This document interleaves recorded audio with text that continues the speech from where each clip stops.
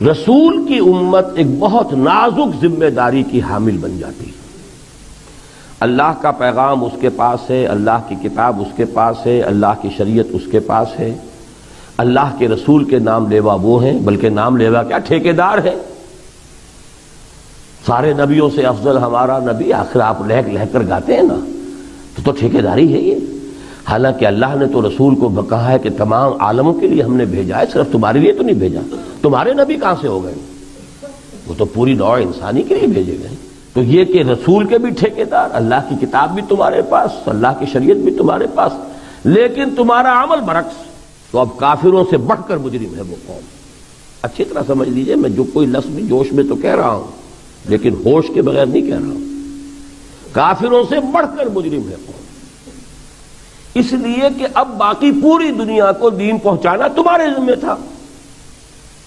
تم نے